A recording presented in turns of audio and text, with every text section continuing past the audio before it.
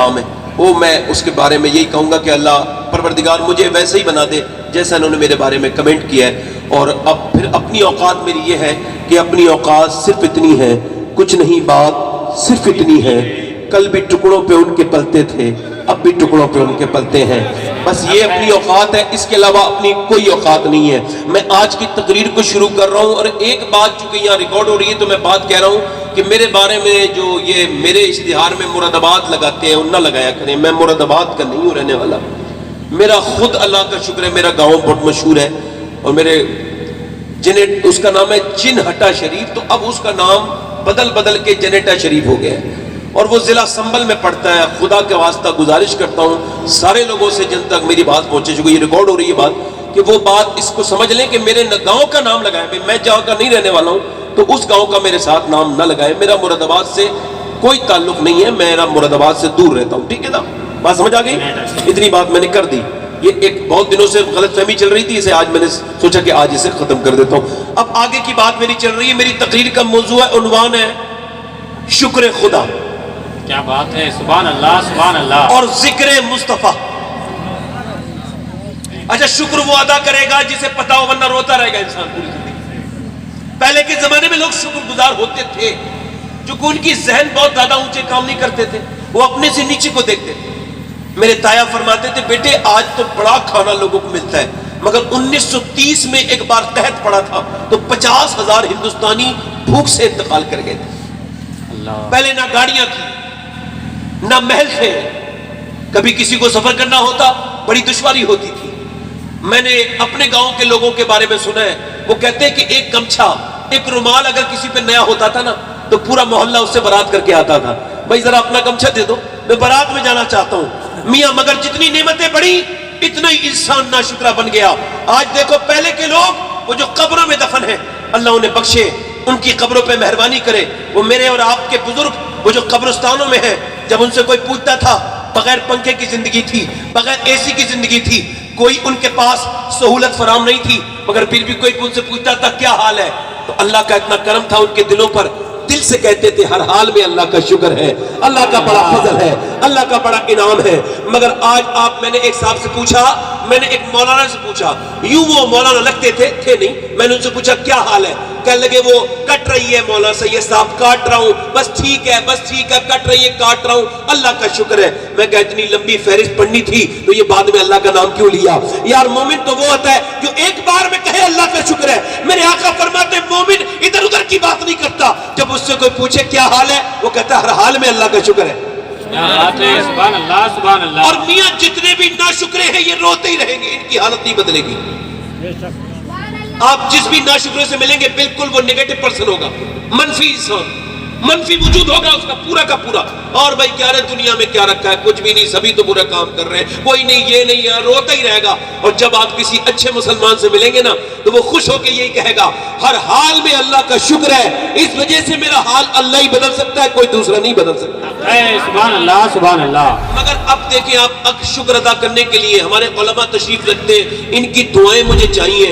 میں آپ سب کا خادم ہوں, ایک میں ڈاکیے کی حیثیت سے یہ بات کہنا چاہتا ہوں, آپ شکر تو تبھی ادا کریں گے نا جب آپ کو ادراک ہو اور مجھے ادراک ہو کہ میں کتنی نعمتیں اللہ کی آلریڈی اپنے پاس موجود ہیں میرے, اور مجھ پہ کتنی نعمتیں اللہ کی اس وقت ہیں. اب آدمی سمجھتا ہے کہ یہ ہوگا تو شکر ادا کیا جائے گا, مگر میرے حساب سے انسان کو پہلا شکر اس بات پہ ادا کرنا چاہیے کہ اللہ نے اسے انسان بنا کے پیدا کیا. بے شک سبحان اللہ. یہ شکر کی پہلی وجہ. اگر وہ انسان نہ بناتا, حل تعالی الانسان حین من الدہر لم یکن شیئا مذکورا, اللہ قرآن میں ارشاد فرماتے ہیں انسان پہ ایسا لمبا دور گزرا ہے کہ وہ کوئی قابل ذکر شے نہ تھا. یہ تو میرے رب نے انعام کیا جو انسان کو انسان بنا دیا. بولے تو صحیح سبحان اللہ یار, اللہ نے انعام کیا کہ انسان کو انسان بنا دیا. اچھا ایک بزرگ کا تعارف کراتا ہوں, ہلکا سا تعارف کراتا ہوں, مگر اتنا بھاری تعارف کرانے والا کون ہے؟ کرانے والا خواجہ معین الدین حسن چشتی خواجہ غریب نواز ہے. فرماتے ایک بزرگ کے بارے میں, ان بزرگ کا نام ہے حضرت سیدنا بائی عزیز بستامی رضی اللہ تعالیٰ عنہ. ان کے بارے میں غریب نواز فرماتے کہ جب ہم روتے تو ہماری آنکھوں سے آنسو نکلتے ہیں، مگر جب بایزید روتے تھے تو ان کی آنکھوں سے آنسو نہیں نکلتے تھے، بلکہ محبت میں خدا کی ان کی آنکھوں سے خون نکلنے لگتا تھا۔ بایزید کتنے بڑے بزرگ ہیں، ان کا دوسرا تعارف کراتے علی بن عثمان حجویری، داتا لاہوری، سرکار لاہور کے رہنے والے سرکار سیدنا علی بن عثمان حجویری، وہ اپنی کشف المحجوب میں فرماتے کہ بایزید اتنے بڑے بزرگ تھے کہ انہوں نے اپنی پوری زندگی میں کبھی خربوزہ نہیں کھایا۔ لوگ کہتے تھے حضور خربوزہ کھانا سنت ہے، آپ فرماتے تھے مجھے علم ہے کہ کھانا سنت ہے۔ کہا پھر کھاتے کیوں نہیں؟ کہا یہ تو علم ہے کہ خربوزہ کھانا سنت ہے، مگر یہ علم نہیں کہ کس طرف سے کاٹ کے کھانا سنت ہے۔ تو میں اس وجہ سے خربوزہ نہیں کھاتا کہ میں خربوزہ کھاؤں تو کہیں ایسا نہ ہو میرے حضور کی سنت کے خلاف ہو جائے۔ بایزید بسطامی کے پاس ایک آدمی رہتا تھا، آپ نے اس سے 20 سال تک پوچھا تیرا نام کیا ہے؟ اس کا نام زید تھا۔ وہ ایک دن بتایا، 2 دن بتایا، 3 دن، 10 سال نہیں 20 سال لگاتار پوچھا۔ آپ روز ناشتے میں پوچھتے تھے تیرا نام کیا ہے؟ وہ روز بتاتا تھا میرا نام زید ہے۔ 20 سال کے بعد ہاتھ جوڑ کے بولا حضور میرا نام اتنا بڑا نہیں ہے جو آپ کو یاد نہیں رہتا، کہ آپ کا حافظہ اتنا کمزور ہے کہ آپ کو 3 لفظوں کا میرا نام یاد نہیں ہو رہا؟ تو بایزید رونے لگے اور کہنے لگے مجھے جو محمد کا نام یاد ہو گیا نا، اب مجھے کوئی دوسرا نام یاد ہوتا ہی نہیں۔ یہی دیوانہ پن روز قیامت کام آتا ہے، کسی کا نام لوں لیکن نبی کا نام آتا ہے۔ امام غزالی روایت لے کے آئے، وہ کہتے ہیں بایزید گزر کے جا رہے تھے، گزر کے جاتے ہیں تو کتا انہیں بھونکتا ہے، جب کتا بھونکتا ہے تو بایزید رونے لگتے ہیں۔ 1 دن 2 دن 3 دن تسلسل کے ساتھ تقریباً 1 ہفتے سے زیادہ کتا بھونکا اور آپ روز روتے تھے۔ مریدوں نے پوچھا حضور یہ کتا آپ سے کیا کہتا ہے؟ ہم آپ اللہ کے ولی ہیں، ہمیں نہیں پتا یہ کتا بھونکتا ہے اور آپ رونے لگتے ہیں۔ حضرت بایزید اور روئے اور کہنے لگے کتا مجھ سے یہ کہتا ہے، یہ بتا بایزید تیری ایسی کون سی نیکی تھی جو اللہ نے تجھے انسان بنا دیا، اور میرا ایسا کون سا گناہ تھا جو میں کتا بنا دیا گیا ہوں؟ اللہ اکبر، اللہ نے اپنی مہربانی سے فضل کر کے انسان بنا دیا۔ کیا تم میں کچھ لوگ یہاں ایسے بیٹھے آپ لوگوں میں کہ جنہوں نے اپنی زندگی میں ایک بار 2 رکعت نماز پڑھی ہو یہ سوچ کر اے اللہ تیرا شکر ہے تو نے مجھے انسان بنا دیا، کریم رحیم، مجھے کوئی شعور نہ تھا مگر تو نے اپنا فضل کیا، انسان بنا دیا، اور انسان بنانے کے بعد پھر کرم رکا نہیں، فضل رکا نہیں۔ اگر روک دیتا نا تو انسان اور پتھر جہنم کا ایندھن ہے۔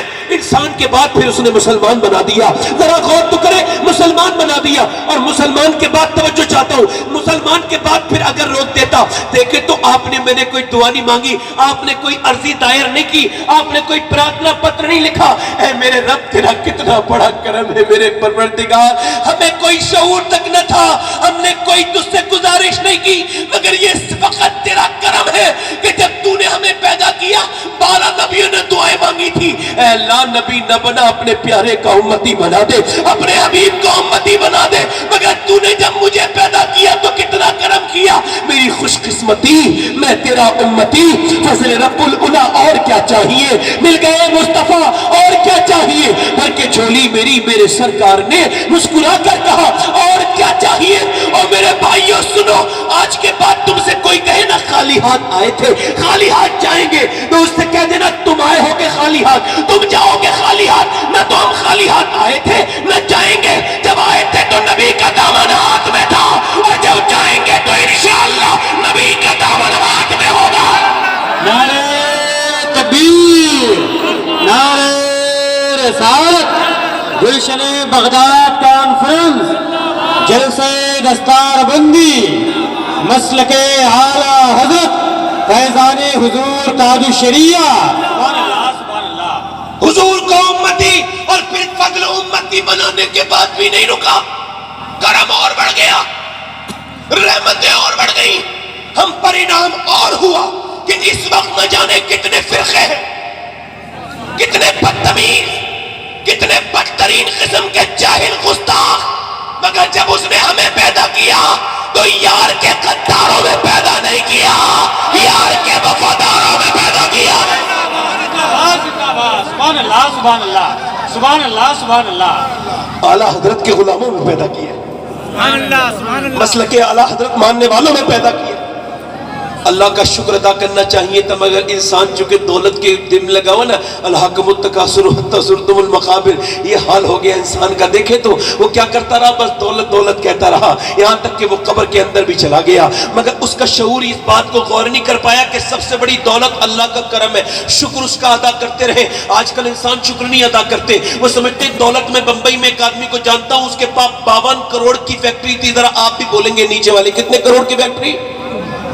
52 کروڑ کی فیکٹری تھی. 25 سے 22 کروڑ کے فلیٹ میں رہتا تھا، یعنی وہ ارب پتی آدمی تھا. مگر اتفاق یہ ہوا کہ اس کے بیٹے کے لیور میں کوئی مسئلہ ہو گیا اور لیور میں پریشانی ہو گئی، پرابلم ہو گئی. اسے ڈاکٹر کو دکھایا گیا، ڈاکٹر نے لا علاج کر دیا. اس نے بنگلور دکھایا، ممبئی کے ہسپتالوں میں دکھایا، اس نے اور بھی جگہ. جو لوگ بات کر رہے ہیں نا کہیں بھی بیٹھے وہ، ان سے گزارش کرتا ہوں مجھے آپ کی اب داد نہیں چاہیے، اب بس آپ خاموشی سے مجھے سن لیجئے. اور اگر آپ میری کوئی مدد نہیں کر سکتے تو مجھے پریشان مت کیجئے. بات کر کے آپ جب بات کرتے تو میں ڈسٹرب ہوتا ہوں. میرے پاس کوئی کیسٹ نہیں ہے، یہ تو ایک جذبات ہے، ایک نازک بات ہے. اگر پہنچ جائے، اللہ کرے کہ کرم پہنچ جائے. آپ میری بات کو غور سے سنیں اور آپ کی بڑی مہربانی ہوگی اور آپ کا بڑا کرم ہوگا. ذرا غور کریں، توجہ کریں. کبھی کبھی ایسا ہوتا ہے کہ لوگ جو ہے نا کبھی کبھی انتظام کرنے کے چکر میں انتظام بگاڑ دیتے ہیں. سمجھ آ رہی نہیں آ رہی؟ بڑے غور سے میری بات سنیں اور دھیان کریں میری بات پر. وہ آدمی بڑا مالدار تھا. اس نے اپنے بیٹے کو ایک جگہ دکھایا، 2 جگہ دکھایا، 3 جگہ دکھایا، 4 جگہ دکھایا مگر ٹھیک نہیں ہو سکا. وہ اسے ہندوستان میں ناپاس کر دیا گیا.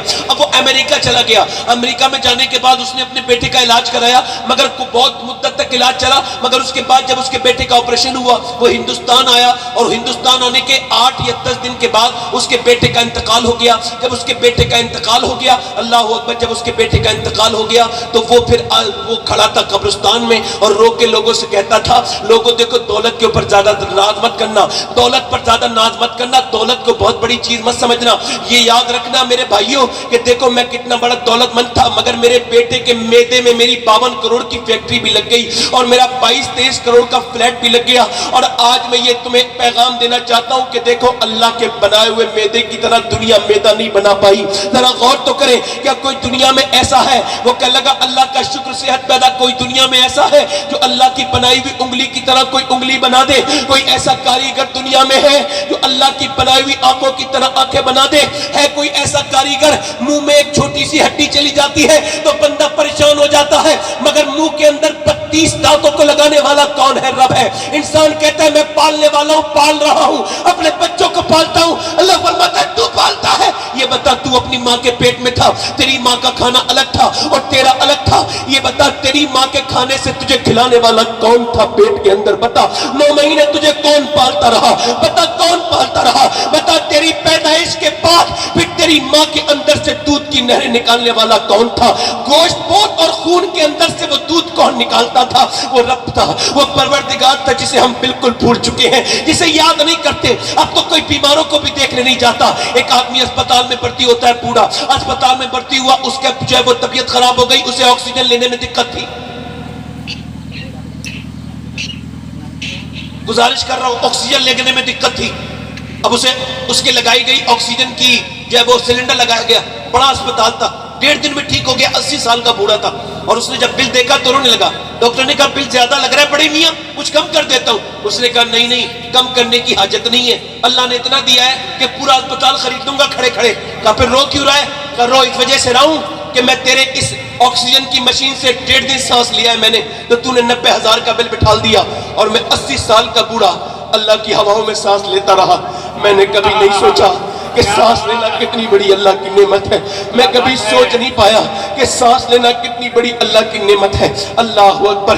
ذرا توجہ کریں میری بات پہ غور کریں. کبھی بیماروں کو بھی دیکھا کرو، کبھی بیماروں کے پاس جایا کرو. زندگی میرے غوث العظم، میرے شیخ، میرے آقا، میرے غوث العظم فرماتے ہیں کہ جب تمہارا دل بہت زیادہ لگنے لگے نا دنیا میں تو پھر بیماروں کے پاس جایا کرو اور ان بیماروں کے پاس جاؤ جن طبیب لا علاج کر دیتے ہیں. اس کا مطلب کیا؟ کینسر کے مریضوں کے پاس جاؤ. میں ایک بار دلی ایمس میں گیا. اب تو کوئی غریب بیمار ہو جائے تو کوئی دیکھنے جاتا ہی نہیں، مالدار ہو جائے تو پھر لائن لگ جاتی ہے. حالانکہ میرے حضور فرماتے ہیں جب میرا ایک امتی بیمار ہو جائے اور دوسرا اسے دیکھنے جائے، فرماتے ہیں جب تک وہ واپس نہیں آئے نا 70,000 فرشتے اس کے لیے دعائیں مغفرت کرتے رہتے ہیں. یار اب معصوم 70,000 فرشتے دعائیں مغفرت کریں کس کے لیے؟ ہم جیسے بدکاروں کے لیے جو بیماروں کو دیکھنے جائے. میں ایمس میں گیا، میں نے ایک آدمی سے ملاقات کی. اس نے مجھے دیکھا، کہنے لگا مولانا میری طرف آئیے. میں کہا بتائیے. کہنے لگا مولانا مولانا میرے پاس جیگوار ہے, مرسڈیز ہے, یعنی بہترین مہنگی گاڑیوں کے نام لیے اس نے, اور کہا میرے پاس زمین ہے, بہترین گاڑیاں ہیں, میرے پاس بہترین بنگلو ہے,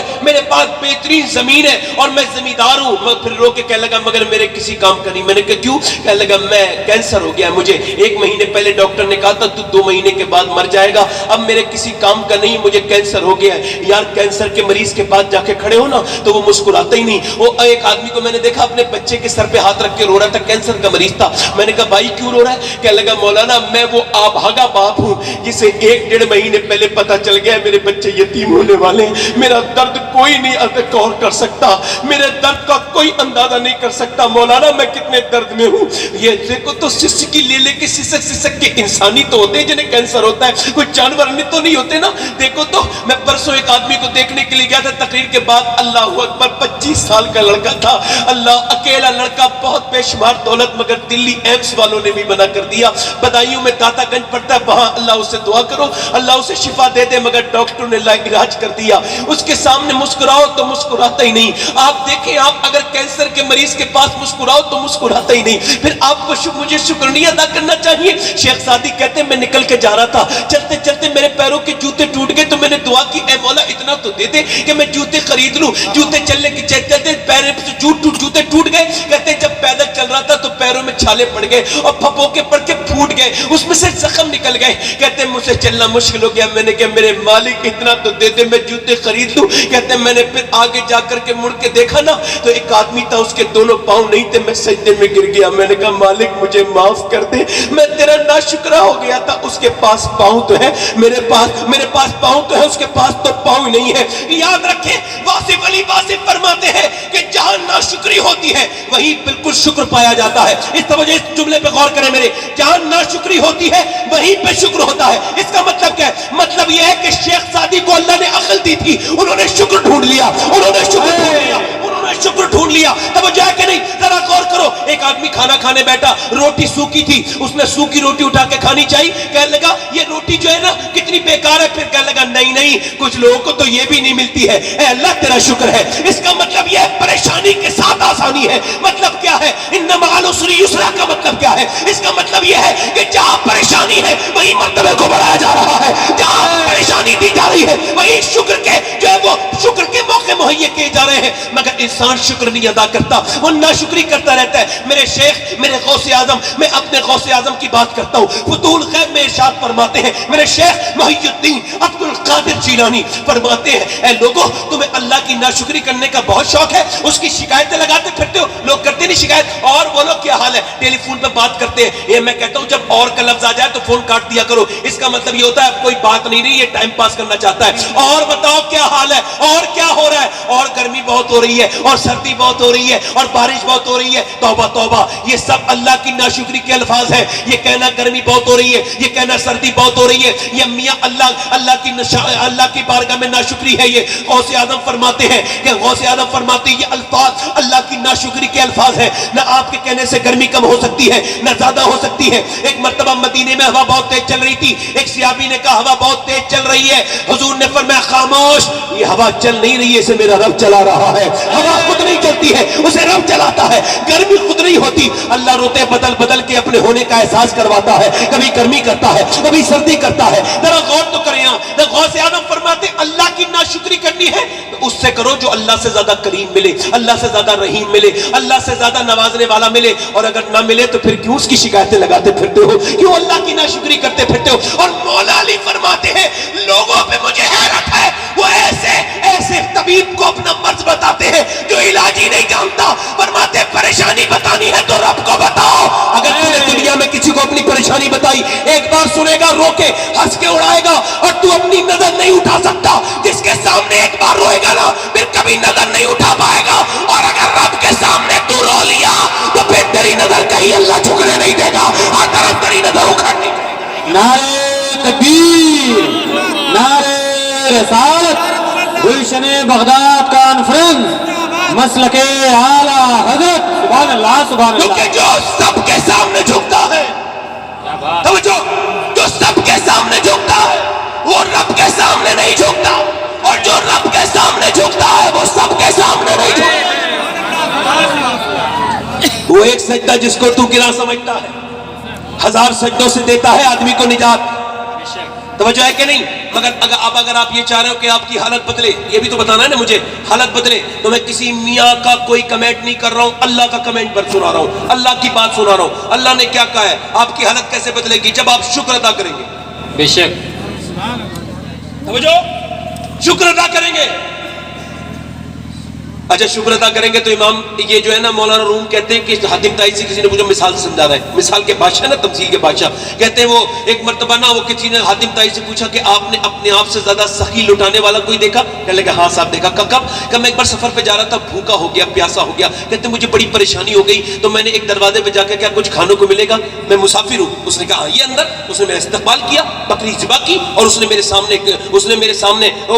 سامنے کلیجی رکھ دی۔ کہتے ہیں میں نے کلیجی اتنی اچھی تھی، کھائی، میں نے کہا بڑی اچھی کلیجی ہے۔ اس نے کہا اچھا۔ تھوڑی دیر کے بعد آیا، 2 کلیجی اور لے آیا، اور کھائیے حضور۔ کہتے ہیں میں نے اور کلیجی کھائی، میں نے کہا یہ تو اور بھی اچھی ہے، اور بھی زیادہ ذائقے والی ہے۔ کہتے ہیں وہ صبح کو آیا اور 5-6 کلیجی آگے ہاتھ رکھ کے ہاتھ جوڑ کے بولا حضور اب کھا لیجئے مگر تعریف مت کیجئے۔ کا کیا مطلب؟ کہ ہمارے یہاں جب مہمان تعریف کرتا ہے نا کھانے کی تو ہمیں ایسا لگتا ہے کہ اسے اور چاہیے، یہ اس کا شائستہ انداز ہے مانگنے کا، لہٰذا ہم نے جو ہے نا جتنی بکریاں تھی سب ذبح کر کے آپ کی نظر کر دی، اب میرے پاس کوئی بکری نہیں ہے، اگر آپ میری تعریف کریں گے تو میں شرمندہ ہو جاؤں گا، آپ میری تعریف نہ کریں۔ مولانا روم کہتے ہیں اس کا مطلب یہ ہے انسان کے کھانے کی تعریف کرو، اس کا بھی دل چاہتا ہے اور کھلائے، مگر ایک دن وہ ہاتھ جوڑ کے کہتا ہے اب نہیں، اب تعریف مت کرو، میرے پاس ختم ہو گیا، مگر اللہ کا جتنا شکر ادا کرے گا وہ اتنا ہی ادا کرتا رہے گا، کیونکہ اس کے خزانے میں کوئی کمی نہیں ہے، وہ خود فرماتا ہے لئن شکرتم لازیدنکم، تم شکر کرو میں نعمتیں بڑھاتا جاؤں۔ نعرہ تکبیر،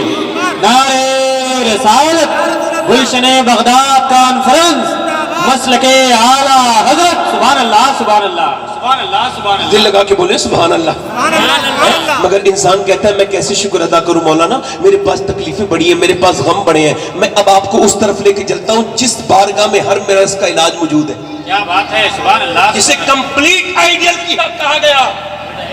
اور یاد رکھو، میری طرف دیکھو، یاد رکھو جس قوم نے میرے حضور کو بھلایا ہے وہ قوم برباد ہو گئی ہے۔ بے شک اور اگر باتیں یاد رکھنے کے لائق ہیں تو میرے حضور کی ہیں۔ بے شک حق ہے۔ کوئی بھی شخص چاہے وہ کتنا بڑا ہو، چاہے وہ کہیں کا بھی ہو، میرے لیے آئیڈیل نہیں ہے، ہم سب کے لیے آئیڈیل ہمارے حضور کی زندگی ہے۔ سبحان اللہ سبحان اللہ سبحان اللہ۔ ہو جائے کہ نہیں؟